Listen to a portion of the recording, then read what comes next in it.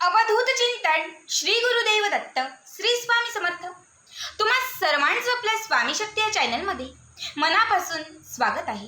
स्वामी तुम्हा सर्वांच्या सर्व चांगल्या इच्छा पूर्ण करो एवढीच स्वामींच्या चरणी प्रार्थना करते आणि आपल्या आजच्या या नवीन आणि सुंदर व्हिडिओला पुन्हा एकदा नव्याने सुरुवात करते। भक्तांनो, आजच्या या व्हिडिओमध्ये खरं तर खास महिलांसाठी एक प्रभावी उपाय मी सांगणार आहे। बघा, आपल्यापैकी बऱ्याच महिलांचा हा एकच प्रॉब्लेम आहे की ताई, माझं पती माझा ऐकत नाही, माझा आणि माझ्या पतीचं पटत नाही। 90% घरं अशी आहेत, 100पैकी 90% घरं की त्या घरामध्ये पती पत्नीची सतत भांडणं होत असतात, सतत वाद होत असतात। एका स्टेपला भांडणं इतकी मोठी होतात की मारामारी होते, अनेक गोष्टी घडतात आणि प्रत्येक स्त्रीला असं वाटत असतं की माझ्या पतीने माझं ऐकावं, माझ्या पतीने मी सांगेन तसंच करावं, मी सांगेन तेच त्याने आणावं। बऱ्याच वेळा काय होतं, घरामध्ये कौटुंबिक भांडणं असतात।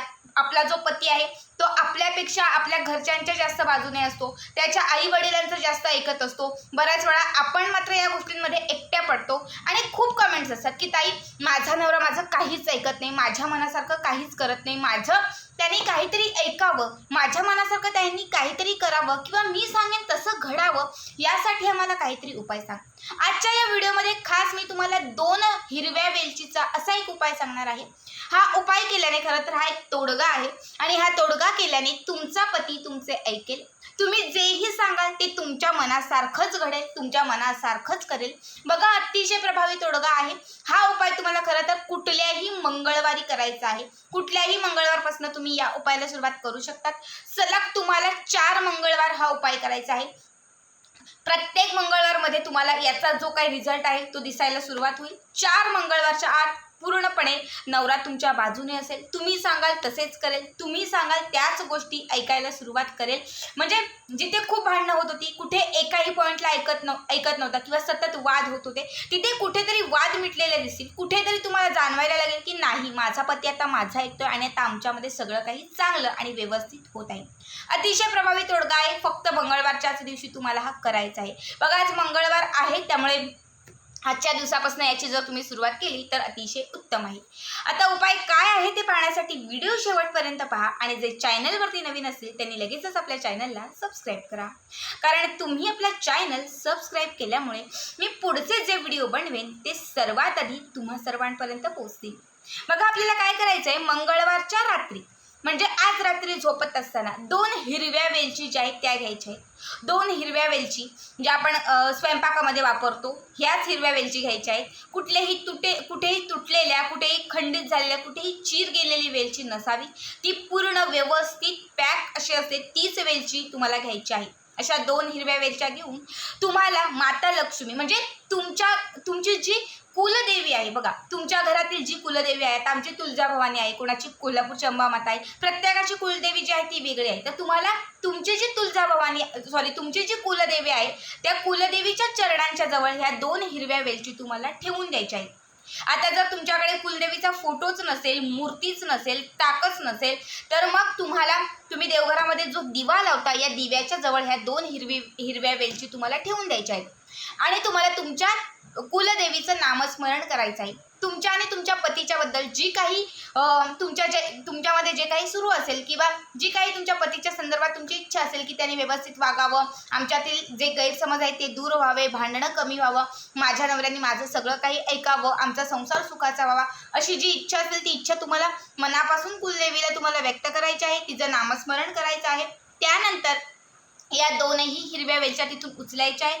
एक लाल रंगाचा छोटासा कपड्याचा तुकडा घ्यायचा आहे। या कपड्याच्या तुकड्यामध्ये तुम्हाला ह्या 2 हिरव्या वेलच्या ज्या आहेत त्या बांधायच्या आहेत आणि हा जो कापडाचा म्हणजे ही जी पोटली तुम्ही बनवलेली आहे, ही पोटली तुम्हाला गळ्यामध्ये किंवा तुमच्या हाताला लावायची आहे। म्हणजे हातामध्ये परिधान करू शकतात, उजव्या हातामध्ये, किंवा मग तुम्ही तुमच्या गळ्यामध्ये परिधान करू शकतात। बघा, मंगळवारच्या रात्री तुम्हाला हे सगळं करायचं आहे। दिवसभरात खरं तर कधीही करू शकतात, मात्र रात्री केलेले जे उपाय आहेत ते लवकर लागू पडतात, त्याचा रिझल्ट आहे तो लवकर मिळतो, त्यामुळे रात्री केलं तर अतिशय उत्तम। आणि आता रात्रीचीच वेळ झालेली आहे त्यामुळे रात्रीच करा। तुम्हाला गळ्यामध्ये परिधान करायचं किंवा हाताला तुम्हाला हे बांधायचं आहे। रात्रभर याचा स्पर्श तुम्हाला तुमच्या शरीराला झाला पाहिजे, रात्रभर याचा जो स्पर्श आहे तो तुमच्या शरीराला झाला पाहिजे, अशा पद्धतीने तुम्हाला तुमच्या गळ्यामध्ये किंवा तुमच्या हाताला हे बांधायचं आहे। ठीक आहे। त्यानंतर दुसऱ्या दिवशी सकाळी म्हणजे बुधवारच्या दिवशी तुम्हाला सकाळी उठल्यानंतर हा जो धागा आहे गळ्यात बांधलेला किंवा हाताला बांधलेला तो सोडायचा आहे, तो गळ्यातून काढायचा आहे. हाताला बांधला असेल तर तो तुम्हाला सोडायचा आहे. त्यामध्ये असलेली जी पोटली आहे लाल रंगाची ती तुम्हाला सोडायची आहे आणि त्यामध्ये ज्या 2 हिरव्या वेलच्या आहेत ह्या तुम्हाला काढायच्या आहेत. पुन्हा तुम्हाला देवघराच्या समोर बसायचं आहे. जिथे कुलदेवी आहे त्या कुलदेवीच्या समोर तुम्हाला बसायचं आहे. नसेल तर जो दिवा लावलेला आहे त्याच्यासमोर तुम्हाला बसायचं आहे. दोनही हिरव्या वेलच्या काढून तुम्हाला तुमच्या कपाळाच्या मध्यभागी लावायच्या आहेत. लक्षात ठेवा, कपाळाच्या मध्यभागी. इथे तुम्हाला दोनही ह्या हिरव्या वेलच्या लावायच्या आहेत उजव्या हातात घेऊन अशा पद्धतीने. आणि तुम्हाला म्हणायचं आहे, माझा नवरा, माझा पती माझ्याबरोबर आता चांगलं वागत आहे. माझा पती माझ्याबरोबर आता चांगलं वागत आहे. मी सांगेन सर्व तसंच करत आहे. माझा पती माझं सर्व काही ऐकत आहे. माझा पती माझ्याच मनासारखं सर्व काही करत आहे. मी जे जे मागेन ते सर्व काही मला आणून देत आहे. माझा पती माझ्यावरती खूप प्रेम करत आहे. असं तुम्हाला मनापासून बोलायचं आहे. पूर्ण पॉझिटिव्हिटीने बोलायचं आहे की तुमचा आणि तुमच्या पतीचं आता सगळं चांगलं झालेलं आहे आणि तुम्ही त्याच्यासोबत खुश आहात. या पद्धतीने तुम्हाला असं बोलायचं आहे. हे बोलून झालं की त्यानंतर या दोनही हिरव्या वेलच्या ज्या आहेत त्या तुम्हाला एक चहा बनवायचा आहे. त्या चहामध्ये तुम्हाला दोनही हिरवी वेलची टाकायची आहे आणि तो चहा तुम्हाला आणि तुमच्या पतीला प्यायचा आहे. बघा, दुसऱ्या कुणीही पिता कामा नये, कारण हा उपाय तुमच्यासाठी आणि पतीसाठी आहे. त्यामुळे हा चहा तुम्हाला आणि तुमच्या पतीलाच प्यायचा आहे. आता एखादीचा नवरा समजा चहा पित नसेल, अशा स्त्रियांनी थोडीशी खीर बनवा किंवा शिरा बनवा ज्यामध्ये ही वेलची जाईल आणि ती तुमच्या आणि तुमच्या पतीच्या पोटामध्ये जाईल. अशा पद्धतीने एखादा पदार्थ तुम्हाला बनवायचा आहे आणि तो तुम्हाला आणि तुमच्या पतीला ग्रहण करायचा आहे. असं केल्यानंतर तुम्हाला एका मंगळवारच्या आत पूर्ण रिझल्ट येईल. अगदी 50% महिला ज्या आहेत त्यांना 100% रिझल्ट येईल. पतीचं आणि तुमचं बऱ्यापैकी चांगलं झालेलं असेल. तुम्हाला ज्या काही गोष्टी त्याच्याकडनं अपेक्षित होत्या त्या गोष्टी त्याच पद्धतीने घडताना दिसतील. समजा आता काही महिलांना नाही फरक आला की ताई काहीच वाटत नाही किंवा ताई नाही, अजून आम्हाला वाटते की अजून आम्हाला एक मंगळवार करावा. त्या प्रत्येकीने 2 मंगळवार करा, कोणी 3 मंगळवार. तुम्हाला जास्तीत जास्त फक्त 4 मंगळवार हा उपाय करायचा आहे. 4 मंगळवारच्या आत असं एकही नसेल की मला फरक आला नाही किंवा रिझल्ट आला नाही. 100% खात्रीने सांगते, प्रत्येकीला रिझल्ट येणार. तुमचा पती तुमच्याबरोबर चांगला वागणार, तुमच्या मनासारखंच सर्व काही घडणार.